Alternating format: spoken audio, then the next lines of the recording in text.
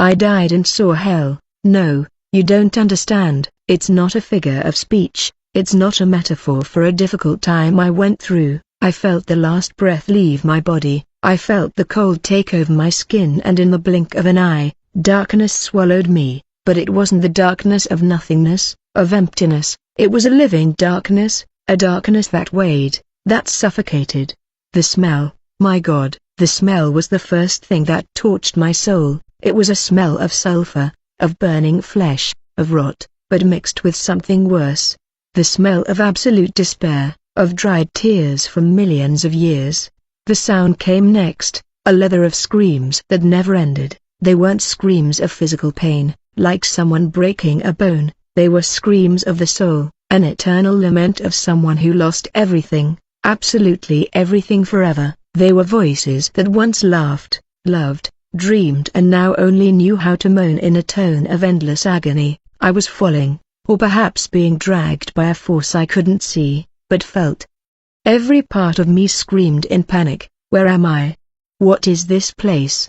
I tried to cry out to God, but my lip wouldn't move. The name of Jesus, which I had so often used in vain in my life, was now stuck in my throat, impossible to pronounce. The heat was unbearable. It wasn't like the heat of the sun or the fire we know, it was a heat that didn't burn the skin, but cooked the soul by a fire that didn't consume, only tortured. I felt as if every cell in my body was being crushed by an invisible pressure. It was the weight of God's absence. On earth, even the worst sinner still lives under God's common grace.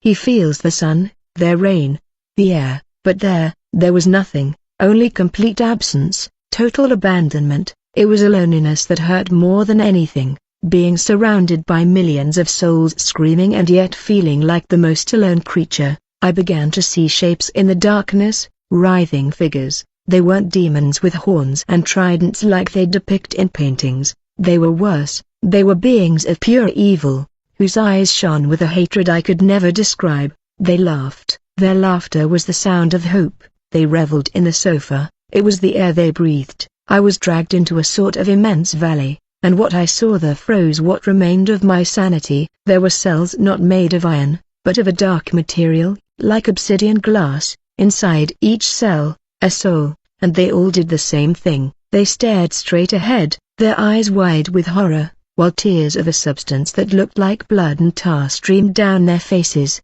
They didn't blink, just stared and screamed. Their bodies were naked, filthy, covered in wounds that never healed. What were they seeing? I couldn't see the images, but I saw the reflection of the torment on their faces. It was a pain that went beyond the physical. It was mental torture, an eternal shame. A demon, a tall, slender creature made of shadows and smoke, passed near me. He didn't look at me, but I heard his voice inside my head, a voice cold and sharp as metal. They look at the fruit of their own desire. They reap the eternity they sowed with their eyes. I felt a chill run down my spiritual spine. Eyes, desire. I began to enter something I knew all too well. The images those souls were forced to watch eternally were the echo of the filthy pleasures they sought in Unao. He stopped in front of one of the cells. Inside it, a man who in life must have been strong. Now he was a wreck. He cowered in the corner, trying to gouge out his own eyes, but his hands were crossing his face like smoke. He was doomed to. The dark creature whispered in my mind not to eat sick. He just wanted one more look. Now he has all eternity to look at. My heart, or whatever the center of my being was in that place, stopped. A wave of icy panic washed over me, a realization so terrible it made all the fire around me seem cold. I knew what sin it was. I knew that prison. I lived in it for years, in the silence of my room, on my cell phone screen, thinking no one saw, that it was a harmless sin. And it was then that I understood, those souls weren't there by chance. They were trapped by the same images I devoured every night, the pornography that fed my soul with garbage and drove me away from home. This wasn't just a place in the world, it was my destiny. The shadow creature then slowly turned to me, and for the first time, it saw me. A smile split its misshapen face, a smile that said, "Welcome home." The scream I wanted to let out was caught. A lump of pure dread in my spiritual throat. Was that place of endless agony, of weeping and gnashing of teeth. My home? No, my brain, or what was left of it, denied it with all its might. I was a Christian. I went to church every Sunday, I tithed, I raised my hands during worship and even wept, feeling an emotion I mistook for the presence of God. How could I be there? The shadow creature laughed again, and the sound seemed to come from within my very bones. Your mouth sang to him, but your eyes served. Who do you think your heart truly belonged to? The truth of those words hit me like a hammer. In that instant, my life flashed before me, not like a quick movie, but like proof, a testimony against myself. I saw myself years younger, a curious teenager. It started with a single click, just one, on a boring night, alone in my room. Curiosity became a habit, the habit became an addiction, and the addiction became my master. I remember closing the bedroom door, locking it, and immersing myself in that world of filth, feeling a mixture of pleasure and guilt that ate away at me. I spent hours, entire nights surfing websites that promised satisfaction, but only left me emptier, dirtier, and the next day, I wore my own mask, the good son, the kind friend, the faithful believer. I hugged my mother, talked to my father, went to church, and listened to sermons on holiness, while images from the night before still danced in my mind. No one is watching, I told myself, it's my secret, it doesn't hurt anyone. What a blatant lie. It hurt me first, it slowly killed my soul. Each image I saw was like a brick I myself placed in the wall that separated me from God. My relationship with him became a sham, my prayers were empty, mechanical. How could I speak to a holy God with such a polluted mind? I asked for forgiveness, yes, every time, after sinning, that weight, that sadness came. Lord, forgive me, I will never do that again, I promised with tears, and for one day, perhaps, I succeeded, but the thirst, the craving, returned stronger, and I gave in, and again, the cycle repeated, and with each turn, my faith grew weaker and my shame greater. I began to see people differently.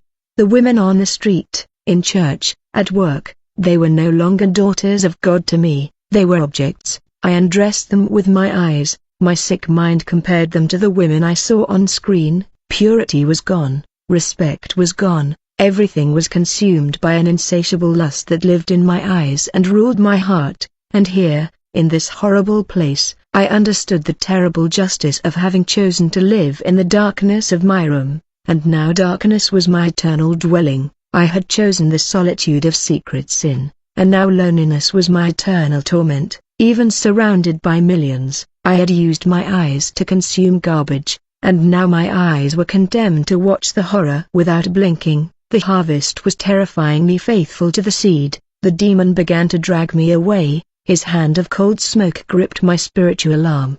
He pulled me toward one of the empty cells. The panic returned with a vengeance. No, please, no. I tried to scream, but no sound came out. I would be one of them. I would spend eternity watching, to the screen of my own sin, feeling the shame, pain, and useless regret, endless. I struggled, but it was like fighting the ocean itself. His strength was the strength of my own condemnation. As he dragged me, I passed other cells. I saw the faces of men who looked like pastors, worship leaders, family men respected in their communities, and they were all trapped there in the same torment. The secret sin, the double life, had led us all to the same fate. Hell is full of people who attended church but never abandoned their pet sin, and as I was pulled toward my fate, a thought echoed within me. A clarity that only comes at the edge of the abyss. I know that perhaps you, who are listening to me now, are experiencing the same thing hidden in the deep of the night. You think no one knows, that it's just a weakness you control, but he knows, and the enemy of your soul who offers you this fleeting pleasure knows too, and he's already prepared your cell. If this story speaks to you, if something inside your heart has moved, don't abandon me here in this horror. Stay with me and subscribe to the channel so you don't miss the rest of my warning. This isn't just a video, it's an encounter with the truth that can free you from the same trap. My cell was imprisoned just a few meters away. The smell of sulfur and despair intensified, and then the demon stopped and pointed to the floor of the dark cell. The last one here left something for you." I looked down, and embedded in the black rock floor was a cell phone. The screen was cracked, but suddenly it lit up, and what appeared on it made my entire being disintegrate. On the screen of that cracked cell phone, no filthy image appeared. It wasn't anything like what I was used to seeing. It was something infinitely worse. It was the face of my mother. She was sitting on the edge of my bed in my old room. She didn't know I was there in spirit, watching her from the gates of hell. She held a picture of me as a child, smiling, with my hair all messed up, and she cried. It wasn't a loud cry. It was a silent, painful cry, of a mother who feels she's losing her child to something she can't see. Her tears flowed slowly, wetting her face, and I heard her prayer, a whisper that crossed eternity and found me in the midst of that torment. It said, "Save mine." I don't know what's wrong, but he's so distant, so cold. The sparkle in his eyes was gone. "Bring my son back to you, Lord, bring him back to me." That whisper was more painful than all the fires of hell. That cry tore at me more than any demon's claws, because there, on that screen, I saw the first real victim of my secret sin. I, in my arrogance, thought I wasn't harming anyone, but I was slowly killing my mother. With every click, with every hour I spent immersed in the mud, she felt it. Her spirit sensed my spiritual distance. The coldness that sin generates had frozen my relationship with her, with my father, with everyone who truly loved me. The demon beside me let out a low, dry laugh. Every mother knows. He wormed his way into my mind. She couldn't see what you were doing, but she smelled the spiritual death on you. It stank of hell long before I got here. He shoved me hard into the cell. I fell to my knees on the cold floor, and the entrance closed behind me, not with a door, but with a wall of darkness that became solid. I was trapped. The cell phone on the floor went out, and for a second there was silence. But then the wall in front of me began to glow. It transformed into a gigantic screen, bigger than a movie theater. The real torture began. The first image that appeared was the same, my mother crying in my room. The sound of her prayer filled the cell, amplified 1,000 times. I covered my ears, but the sound came from inside me. I closed my eyes tightly, but the image was etched in the memory of the futile escape. Then the image changed. Suddenly, I was watching a dirty scene, one of those I'd longed for, but now there was no pleasure.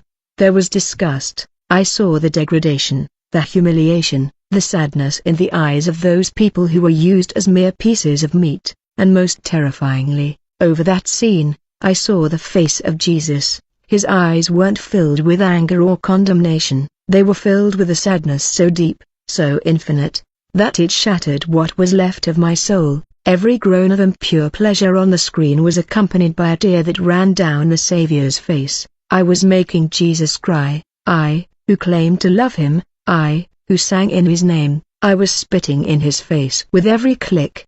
The screen changed again. Now it showed my father. He was in the living room alone, staring at her. His expression was one of worry, of helplessness. He knew something was wrong with me, but like a man who couldn't express his feelings, he suffered in silence. He was growing old, and his son, his hope, was being lost in a world he didn't understand. The demon outside the cell spoke again, its voice echoing throughout the valley. "You thought your sin was hidden, fool, but it screamed in every silence in your home, poisoned every family meal, stole your parents' peace while they slept." The scenes alternately flashed by, one image followed by the disappointed face of a scene of perversion followed by the confused look of that young woman from church I once considered asking out, but felt too dirty to approach. My sin wasn't an isolated act, it was a wave of darkness that touched and stained everything around me. It was a betrayal against all who trusted me, and the worst betrayal of all against the God who gave me life. I screamed. This time the sound came out, a scream of a wounded animal, a howl of pure agony and remorse. "Stop, please, stop," I screamed at the screen, but the screen wouldn't stop. It was fueled by my memory, by my guilt. It was my own conscience becoming my eternal executioner, and I realized the diabolical genius of it. Hell wasn't just fire, it was the total exposure of the truth. It was being forced to face it without excuse. without masks. The evil you did, the good you left behind, the love you scorned, was eternal shame. I curled to the ground, trembling, sobbing. I just wanted to disappear, to cease existing, but in hell there is no such mercy, there is no end. The screen stopped flickering, it went black for a moment. I breathed, thinking I would have a second of peace, but what came next was even crueler. A new image slowly formed. It wasn't of mine, it was of my future, the future I would have had if I hadn't lost myself. The screen showed a woman, a face I'd never seen, but one my soul recognized instantly. She smiled at me with pure love, a love I'd always dreamed of. She was the wife God had prepared for me. Her name was Anna. I don't know how I knew, I just knew. Even she showed our first meeting. It would have been at a church youth retreat. Our eyes would have met during a worship service, and a shy, pure smile would have been the beginning of everything. I saw the scene unfold, the conversations without guile, the mutual admiration, the respect. I saw the man I should have been, a man with a clear mind, with a heart incapable of looking at a woman and seeing a treasure from God, not an object to satisfy my dirty desires. The scene jumped in time.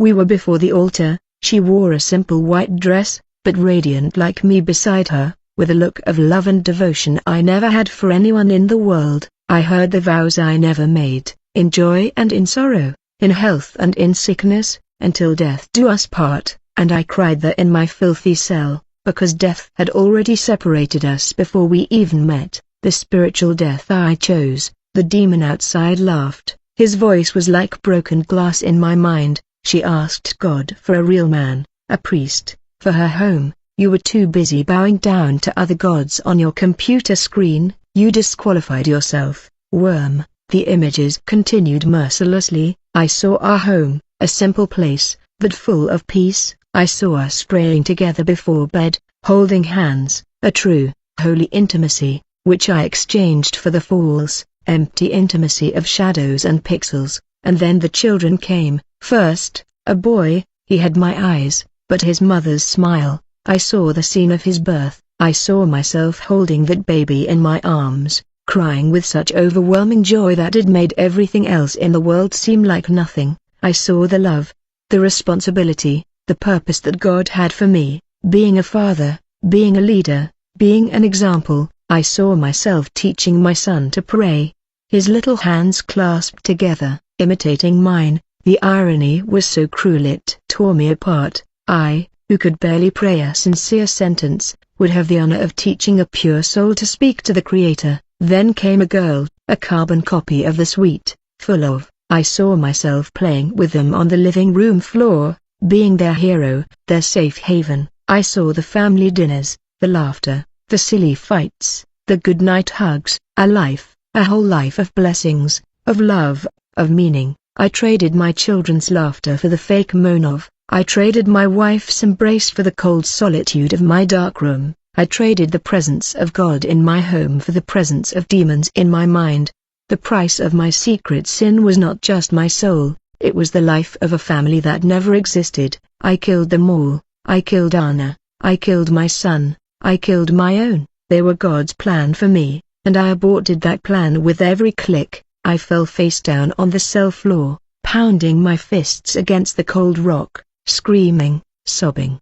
The inhuman sound of a heart ripped out and crushed. The pain of loss was 1,000 times worse than fire. Fire burned the being, but this annihilated the soul. I didn't just lose heaven, I lost the life that was heaven on earth for me. Why? I screamed at a screen, at darkness, at nothing. Why show me this?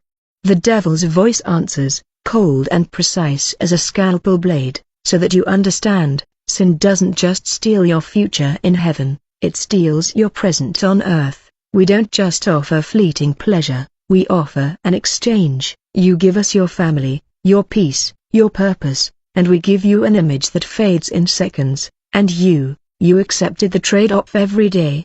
The screen with the image of my happy family began to flicker like a bad TV signal. The sound of my children's laughter was distorted, turning into static and then into crying, but it wasn't my crying, nor my mother's, it was a woman's crying, a cry of real pain and humiliation. The image of my family disappeared completely, giving way to a dirty, dimly lit room. There was a camera on a tripod, and in front of it, a young woman. She couldn't have been more than 19. Her face was covered in heavy makeup, but it couldn't hide the emptiness, fear, and sadness in her eyes. She was crying silently while someone outside the camera shouted orders at her. And my blood ran cold because I recognized it as one of the videos I had watched just a few weeks before I died. I knew that face as well as I knew my own, but I had never seen her eyes. In the videos, her eyes were always empty or forced into a false, mechanical pleasure, but here in my cell in hell, her eyes were filled with pure misery. The man off camera shouted again, his voice harsh and cruel, "Stop crying. No one pays to see your tears." She smiled, and I saw her. I saw the effort she made to swallow her cry, to force the corners of her mouth to curl upward, forming a smile that was the saddest image I had ever seen in my entire existence. That smile broke me. The voice of the devil, my eternal companion in torment, sounded beside me, full of sadistic pleasure. "Beautiful, isn't she? Her name is Sophia. She was 17 when this video was recorded. She ran away from home thinking she was going to be a model. She fell into the right hands, or rather, the hands you helped pay for." I felt a punch in the gut. Pay? I never paid for anything. I always ignored the free sites. It was one of my stupid rules to feel less guilty. "You're more foolish than I thought," the devil scoffed. "Do you think free exists? Every click of yours, every second you spent on the site generated advertising revenue. You were the product. Your attention, your lust, was the currency, and with that currency, they bought Sophia's soul." The scene before me became three-dimensional. Suddenly, I wasn't in the cell anymore. I was in the room with her. I could smell cigarettes and cheap perfume in the air. I could see the dust on the old furniture, and I was inside her head. I could hear her thoughts. "God, please get me out of here. Just today, I'll do anything. I just want my mother." Her thought was a desperate prayer, identical to my own mother's. But lost in the walls of that captivity, I felt the lump in her throat, felt her stomach churn with fear, felt shame burn her skin like acid. I felt the disgust she felt for herself and the disgust she felt for the men who would watch her, men like me. She wasn't an object, she was a frightened girl, a child of God who was lost in hell on earth. A hell I helped build and finance with my secret filth. I was an accomplice. Every time I locked myself in my room to consume that garbage, I was, in effect, holding the door of that prison shut so she couldn't escape. The screen changed, showing quick flashes of other girls, different faces, different ages, different ethnicities, but with the same dead look, and the devil's voice narrated each one's story. This one came from Eastern Europe, trafficked with the promise of a job as a waitress. That other one was a drug addict and she did it to sustain the addiction we ourselves encouraged her to have. That one, her own father sold her, and the voice concluded with a final, terrible tone. All of them slaves to an industry that only exists because there's a demand, and the demand was you. I fell to my knees. I wasn't just a lone sinner destroying myself, I was the end consumer of a long, bloody chain of pain, abuse, and soul-crushing destruction. My harmless weakness was the engine that kept the gears of someone else's hell turning. I didn't just lose my heavenly family, I destroyed earthly families. I was the reason Sophia's father never saw his daughter again. I was the reason that other girl's mother cried every night. The weight of that truth was heavier than the weight of a mountain. It was the weight of the blood of innocents on my hands. Lord, have mercy. I managed to whisper, a word that held no power in that place, but it was the only one left. The screen returned to Sophia's room. The recording had ended.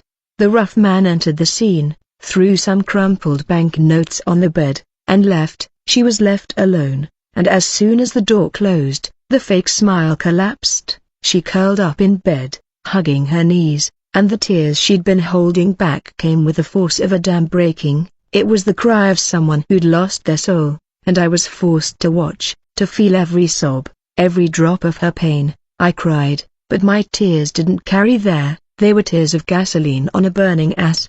The demon let the silence weigh heavy for a long moment, letting me drown in that sea of then," he said, "and the most delightful thing of all is that she prayed every night. She asked God to touch the hearts of the men who watched her. She asked them to see what they were doing and stop." He paused dramatically. "Her prayer has reached you many times. You know that pang of guilt you felt mid-act? That urge to close the browser window? That was God, answering the prayer of an enslaved girl, giving you a chance to break the chain, and you? You ignored it every time. The screen changed one last time, it stopped showing the victims. Now it focused on the man behind the camera, the one shouting orders. His face filled the screen. It was an ordinary face. A middle-aged man, with an expression of boredom and greed. I didn't know him, he was just another anonymous monster. But then a demon whispered in my mind with the tone of someone introducing an old friend, "You were the consumer, she was the product, now meet your partner." Partner? The word echoed in my cell like a death sentence. I wasn't just a spectator, a distant consumer, I was that mom's business partner. My secret desire and his explicit greed met somewhere in the spirit world and formed an unholy alliance. He planted the seed of evil, and I, with my clicks, relented. We were farmers on the same devil's farm. "No, I'm not like him," my soul screamed silently. "I would never harm anyone." The devil's cold laughter filled my mind. "You didn't need to. He did the dirty work for you. He built the butcher shop, and you just bought the meat, pretending not to know how the animal died. But before God, the hand that pays is as dirty as the hand that kills. They shared the same spirit, the spirit that transforms a human being made in God's image into a piece of meat for consumption. Your faith is intertwined." The image of the face of that man, whose name I now knew was Maslow, remained on the screen. The scene changed. I saw his life on Earth. I saw his luxury apartment overlooking the city. I saw his expensive cars, his designer clothes. I saw the contempt with which he treated people, especially the women who worked for him. He didn't see them as people, they were cattle, merchandise, and the money poured in, money stained with tears, with trauma, with broken souls, money that came from my cliques and from millions of others like me. We paid for that luxury, we financed that cruelty. Then I saw his death. It was pathetically ordinary, a massive heart attack. He was alone in his gigantic apartment, counting his money. He fell to the ground, his face contorted in pain, trying to reach for his cell phone to call for help, but his hands wouldn't obey. His last seconds of life were filled with absolute panic and loneliness. None of the women he'd used were there, none of his anonymous associates, like me, were there. He died as he'd lived, completely alone in his selfishness. The scene changed again, and the setting was familiar. Maslow was now in the same dark, locked valley of cells. He seemed confused, looking at his hands, trying to understand what had happened, but the demon that greeted him wasn't subtle. It was a creature of pure brutality that grabbed him by the neck and dragged him to a cell, hissing in his ear all the names of the women he'd destroyed. I saw him thrown into the cell, but his torment was different. No screen came on. Instead, his own body became the screen. He began to writhe on the ground, as if receiving electric shocks. His eyes rolled back in his head and he began to scream, but not in his own voice. A woman's shrill scream escaped his mouth, a scream of fear. "No, please, don't hurt me," he screamed in the voice of a terrified young woman. Then his body shrank and he began to cry, a cry of profound humiliation in the voice of another woman. He clawed, tried to hide, but there was nowhere to run. His body was his prison, the demon explained with the tone of a museum guide showcasing his masterpiece, poetic justice. "Don't you think? He sold their bodies, now he has to live in them. He is feeling in his own spiritual flesh every second of fear, every tear of shame, every moment of disgust of every woman he has ever exploited, all at once, and when the cycle ends, it begins again forever." I watched, horrified and fascinated by the terrible, perfect justice of that place. Maslow screamed Sophie's name. He screamed the names of dozens of people. He felt the cold of the room, the flash of the camera, the roughness of the hands that touched her, the bitterness in her mouth. He felt her desperate prayer to God for deliverance, and then the devil turned to his share of the profits, waiting. What profits?